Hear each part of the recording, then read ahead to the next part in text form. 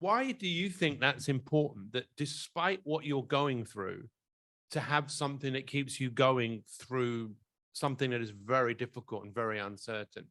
When you have a future that you're looking forward to, it is the thing that pulls you through.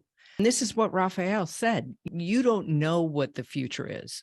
So Mm, you can pretend and you can predict all that you want. But if you predict based on worry and fear, that's what you create. And so you have to be open to the possibility that anything can happen, and also know that everything is in its rightful place. So there are two things at the same time. So it seems like a dichotomy, but in fact, it's important to have a vision that no matter what does occur, that you will be prepared for it, handle it, have the most incredible experience, and that you will see yourself at a larger place. And so you have to expand into the person that you want to become in order to face the challenges that you're in right now. I remember when we had a conversation, you said, Pete, you got to make the choice. You either choose love or fear. Which Yes. one? And then you said, it's not that if you choose love, there is no fear. It's just a lot easier to move through the fear. And I Yes. suppose I know this is my biggest test. I know I'm Yes. right now. I'm in the biggest test Yeah. of my entire life. And I have been through a few, but Yeah. I know in a weird way, like you said, I need this, which is crazy to think like that, right? And also, I will get through this. Yeah. Well, and what you're saying, I need this. So for those of you that are listening, we're talking here about water rising to its level. So really the water rises to where you can still keep your head above the water.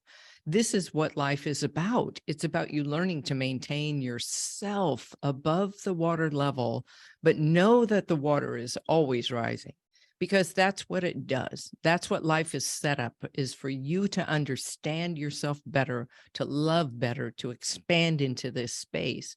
And for you, Pete, how do you get your mind in the right space to help other people despite what's happening? I think the older I get, the wiser I get, the more curious I become, Yeah. the more instinctive I become. When someone's talking, you just get a sense.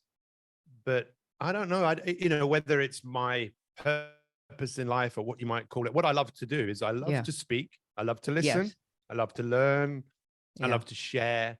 I love to give people different perspective of things.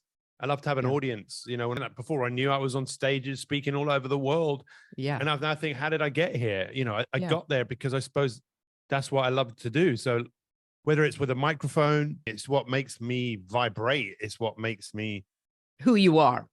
yeah, I think so. Yeah. I mean, some people might say, oh, you're just a distraction. No, I also want to be an example to other people. I really want people to see, well, if he can do that when he's going through that, what can I That's go right. through? Well, and I would say part of it is that you've tapped into your vein of service. Like, this is your vein of service. Mm. When I sit in on a clubhouse room where you're the moderator, I feel like, wow, that's his jam. I mean, you're there doing this and Mm. you're serving other people. But what's true is you're also a very fantastic listener. And so what are you listening for when you say you're listening to people? What do you listen for? I don't know what I'm listening for. I'm just creating a space for someone to be heard. And who Yes, knows what comes out of that conversation? I think that's where the that's right. magic comes, right?